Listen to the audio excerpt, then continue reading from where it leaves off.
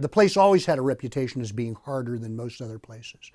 And not so much that the routes really were harder, but they were steep and sustained, the nature of the climbing. You know, just because something is solid 5.7 doesn't make it 5.9. It just makes it pretty hard, sustained 5.7. So, and that's the way it was. But this area attracted a lot of really good climbers, and it also attracted a lot of really bold climbers. You know, we've got routes that don't get done very often. I'm sure you know that. You know, and the common question is, why didn't somebody put a bolt up there and make it safe? And I used to tell people because my rifle would reach that far. So you are the ethics police then? Not really. I tried to be, but you know, time just passes on, and after a while, you got to quit fighting it. All you can do is throw up your hands. You know, and you look at the cliff now. There's been a lot of welfare for climbers installed, is the way I look at it. So, in terms of just bolts and fixed pro and stuff like that? Well, not even the fixed rappels. I understand the necessity for trying to preserve the trees and all that, but Seneca's always been kind of an adventure cliff. And my opinion is the more that you take the hardware factor out of the hands of the climber and just put it there, you diminish the adventure factor. You got to remember how many other cliffs there are around here, and nobody goes to them because there's no guidebook. Well, there's access issues too, right? Like trying to get to champs and stuff. Yep, there is, you know, and that's part of the adventure. Well, I don't think the ethic was threatened at all until the advent of the whole bolting craze, which is actually very recent.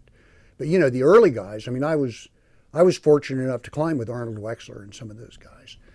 And understand that when they first came here after World War II, they were lucky if everybody had a carabiner.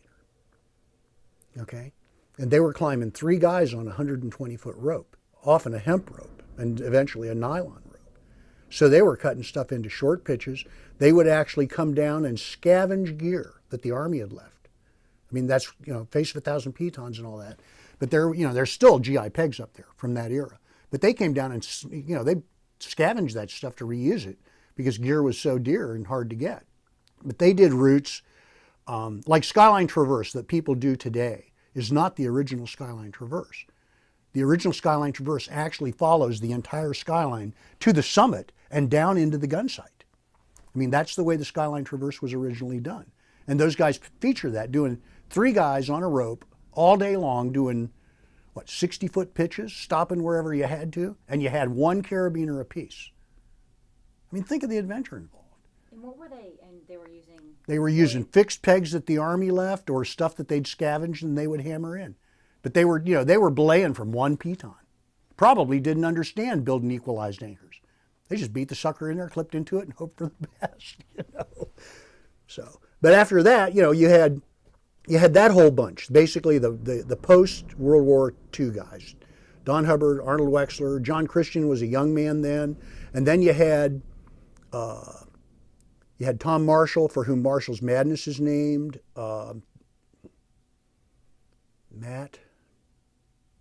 Jimmy Shipley. Trying to think of some names here. I'd have to get the guidebook out. That stuff's like history. But anyway, there was a younger crew that had hooked up with Wexler or Christian and those guys through Potomac Appalachian Trail Club. But those were the young guys that pushed a lot of the stuff into the 8-9 range, actually very early on, you know, compared to the rest of the country. And I think you hit a hiatus then until about the time that a lot of the boys who initially started guiding for me showed up in the early 80s.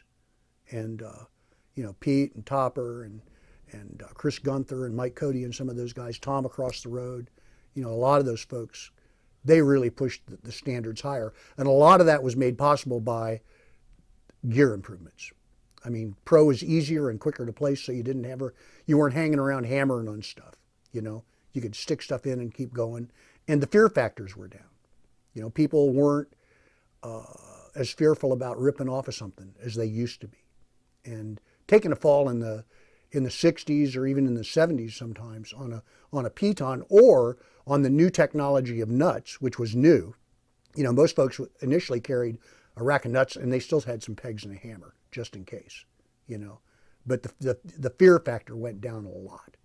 And a lot of that was because gear and everything got better. And you know, if you've fallen 6 or 8 times, 10 times in a lifetime in the 40s, that was something. I mean, people do that now in a day, you know, and don't think anything about it. So the clean climbing thing became all the rage. I mean, overnight it became the rage. You know, now a lot of people didn't have the ultimate confidence in that stuff. Like I say, a lot of folks still carried a hammer and a few pegs. There were actually a lot more fixed pitons in place at the time. So if nothing else, you carried a hammer to give them a tap and see how they were, especially as they aged. You know, and you had a mix of stuff from dating from World War II up to 1970. So, you know. And when did Seneca sort of? Oh, right then and there. I mean, when the clean climbing catalog hit, it swept the nation. It wasn't just Seneca. And quite frankly, folks found for this area, unlike the gunks where the horizontal strata, where the strata is horizontal, they found here that the whole clean climbing thing was better and safer because of our vertical strata. This is way better for nuts than pitons. Interestingly, pitons from Chenard were always in short supply. I mean, like if you put an order in, no matter, even if you pre-seasoned them, stuff was always back ordered. Right before the clean climbing catalog came out, all the back orders in the country were filled. And when the clean climbing catalog hit, you couldn't give pegs away with a $5 bill attached. Pretty shrewd business.